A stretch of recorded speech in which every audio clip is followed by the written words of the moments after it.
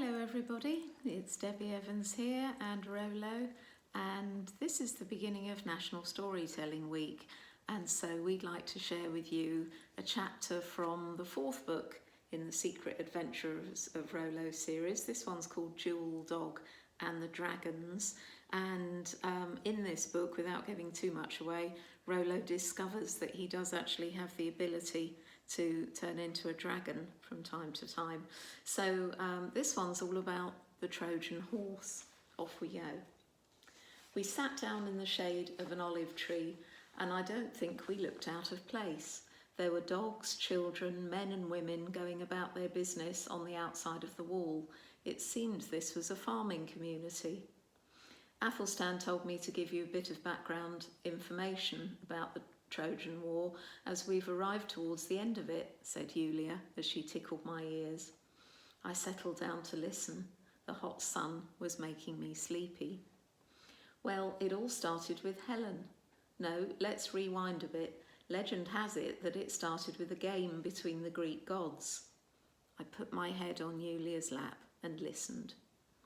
There was a wedding between Greek king Peleus and Thetis, a goddess of the sea. To witness their marriage, all the gods had been invited except Eris, goddess of discord. In a rage, and rather like the bad fairy in a well-known fairy tale, Eris threw a golden apple labelled "to the fairest" among the goddesses, hoping to cause mischief.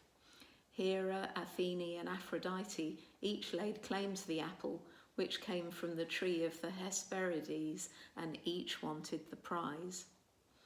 Zeus, chief of all the Greek gods, decided it wasn't in his best interest to mediate this competition for fear of upsetting the goddesses, and instead he bade Hermes, the winged messenger, to take the contestants from Mount Olympus to the mortal Trojan prince, Paris, son of King Priam, so that he could choose which one of the three deserved the prize. Each goddess appeared in a dream to Paris and tried to bribe him to choose her as the winner of the golden apple. Hera offered him the wealth to rule over Europe and Asia. Athene offered him heroism and victory. Troy eventually chose Aphrodite because she promised him love in the form of the most beautiful woman in the world, Helen. Helen had been pursued by all the Greek kings because of her legendary beauty. Problem was, Helen was already married to King Menelaus, king of Sparta. Paris claimed his prize by running away with Helen. He sailed back to Troy with her and hid behind a big wall in his father's kingdom, besieged within the city for 10 years, despite many attacks by the Greeks, who sailed in 1,000 ships to reclaim their lost queen. Lots of heroes with names beginning with the letter A were involved. Agamemnon, Achilles, Aeneas and Ajax, they mostly perished. Now it's reached a kind of stalemate, and that's where you come in, Yulia finished her explanation. I was almost asleep. Come on, Paddy Paws, you're off to meet Odysseus, king of Ithaca, to see if you can resolve the problem by ending the siege of Troy. She shoved my head off her lap and stood up. I thought I was Rolo now, I said sleepily. That's going to be your dragon name. You're back to Paddy Paws when you're being you, she countered. Aren't you coming with me? I asked, feeling a bit anxious about the task. This is your adventure, not mine. Don't worry though, I'll be close at hand. There's something I want to do whilst we're here. In this time of war, everyone was suspicious of strangers, but nobody took much notice of me because I was just a little dog. I sauntered up to the guards on the big wooden doors of the palace and did my best meerkat impression up on my back legs. This charm offensive usually works, and it didn't let me down this time. Hey, look at this little Kion, said one of the Greek guards. I accepted a piece of bread and went within the walls unchallenged. King Odysseus was easy to find. He was having a war planning meeting, and his army leaders were fed up after 9 long years of fighting with no visible means of removing the Trojans or of rescuing Helen and returning her to her Greek husband so that they could all pack up and go home. I was pleased to find I could converse with him and jumped up on his lap from where I could inspect him more closely. Odysseus was a great big dark-skinned man with thick curly hair, a large nose and a black beard. He smelled of olives. I licked him under his chin and his troubled face broke into a wide smile. He stroked me absent-mindedly whilst he addressed his war council. "We've tried everything to break into the fortress. There's no way in. What else can we do?" "Trickery," I whispered in his ear. "You can trick your way in." If the king was surprised that a small dog could address him, he didn't show it. "And just what do you propose, Keon?" I had the full attention of the war council now and stepped onto the table importantly. I was winging it a bit because I didn't really have an idea as such. I was just remembering stuff I'd overheard in conversation between the floppy-haired boy and the smiley lady. "The way I see it is you need to strike camp and leave the area, disperse the army," I said boldly. There were mutterings from the army leaders. "What trickery is this?" said one, equally dark and hairy. "You don't really leave. It's an illusion you're creating. Let the Trojans think you've abandoned your siege. Simply go away and hide." "How does that get us into Troy?" asked a third dark and hairy man. Here's the rest of the plan. You need to leave them a gift right outside the gates, one they can't resist. They will then open the gates to take the gift inside, and you can surprise them in attack." The muttering in the room rose to a crescendo. "What kind of gift?" someone shouted. "You," said a new voice. "Yes, that's it. We'll leave the Keon outside the gate, and they will want to keep him when they open the gates, and we can all rush in." This stupid suggestion was met with guffaws of laughter around the room, and then, unbelievably, they started nodding their heads in approval. Were they really this dim? No, this plan was never going to work. I had to somehow get them to think about the making of a big statue on wheels, something that soldiers could hide in. I held up my paw for silence and commanded their attention again. I explained the second part of my plan. "But we can't fit the whole army inside a wooden animal," said the one who just wanted to leave me at the gate. "Build it big enough to hide 30 of your best soldiers." I was warming to my theme. "The rest of the army will be waiting for a signal not too far away, and once the gift is inside the walls of Troy in the dead of night, the soldiers can sneak out, open the gate from the inside to let the rest of the hidden army in, snatch Helen, sail home. There we are, problem solved, job done." My idea was met with stunned silence. They all looked at each other. You could have heard a pin drop. One of the men started drawing up a plan for a wooden animal. Its features looked remarkably like mine. "I'm not sure they'll know what that is. No disrespect, young Keon," said the king. "We need to make something more recognisable." "A lion," suggested one. "Too hard to draw," said the planner. "A serpent." "Not very appealing," said the king. "I don't think they'd open the gates for that."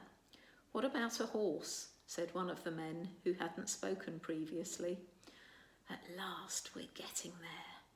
"Excellent idea. All men desire a fine horse. They're bound to fall for it," I encouraged. There you can see Rolo thinking up his plan of what the horse on wheels might look like. The War Council planned through the night and made drawings of a fine model horse big enough to hide some soldiers in. I stayed to watch, and other men with knowledge of woodworking were dragged from their beds to begin building the gift. There was no time to lose. The following day, the Greek army took down their tents and made a great show of leaving the area for the first time in 10 years.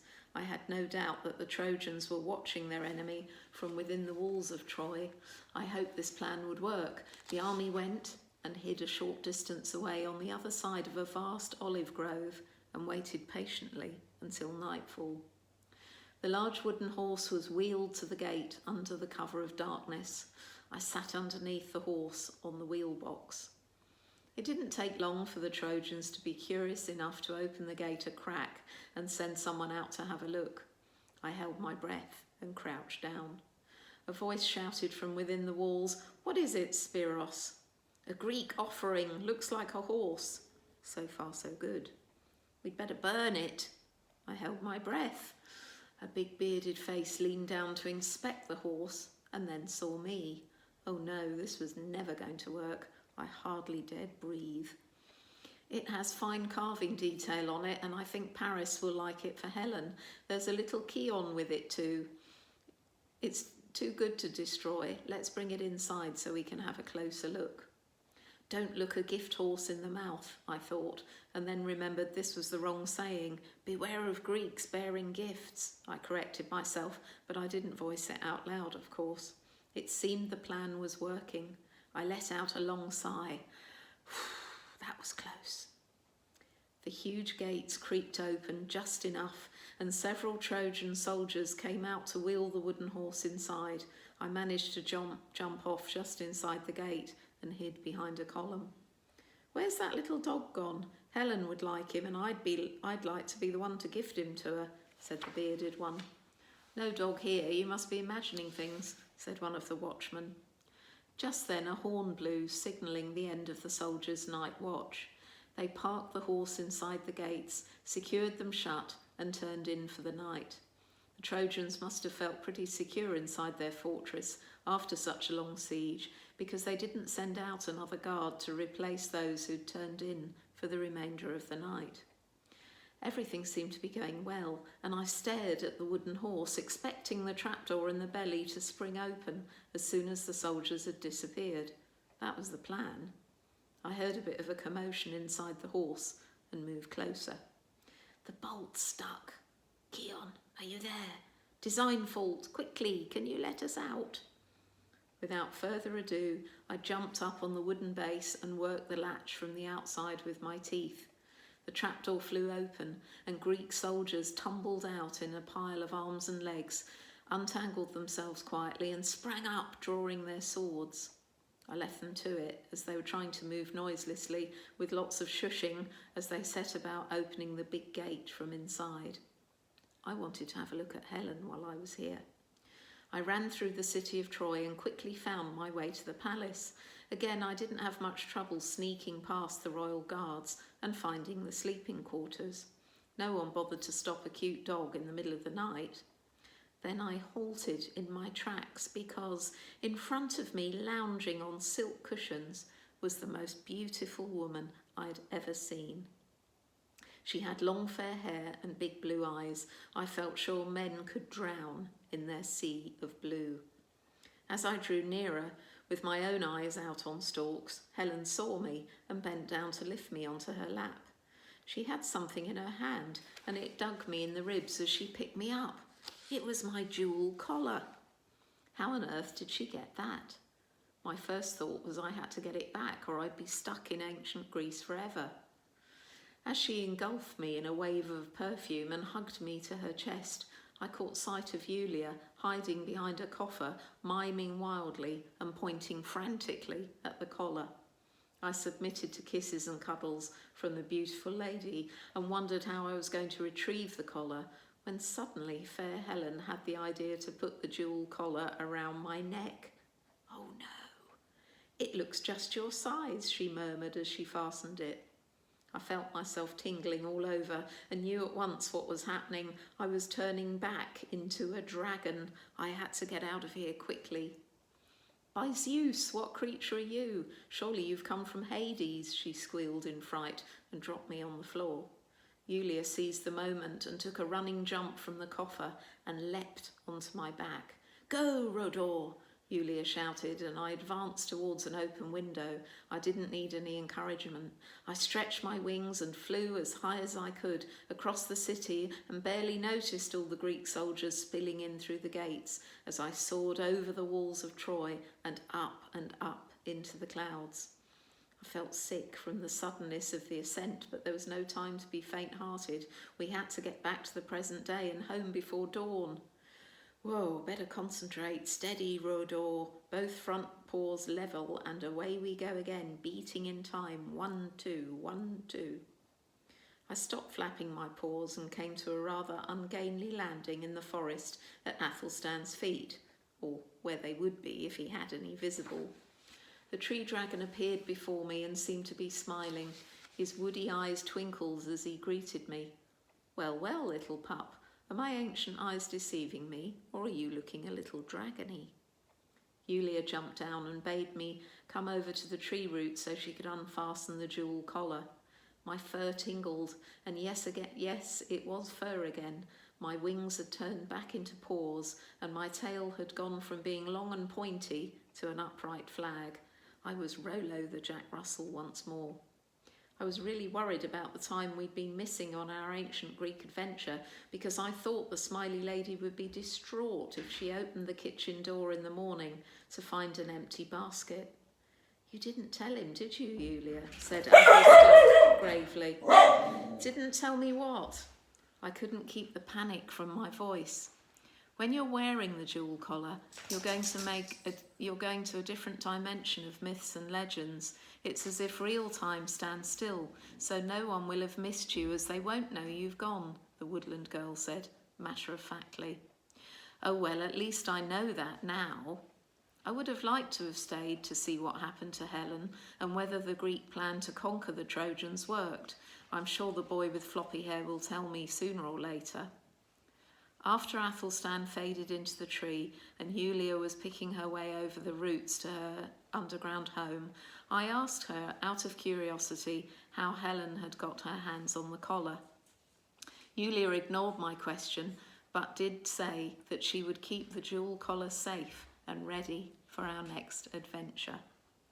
So that's the end of today's chapter, and we're going to return to Greek mythology tomorrow afternoon, and Rolo is going to visit the underworld. And I'd just like to say a very special hello to Rosie and Edward, very special dog friends of Rolo, because I know they're going to be tuning in later to listen to his adventures. So hope to see you tomorrow. Thank you for listening. Goodbye.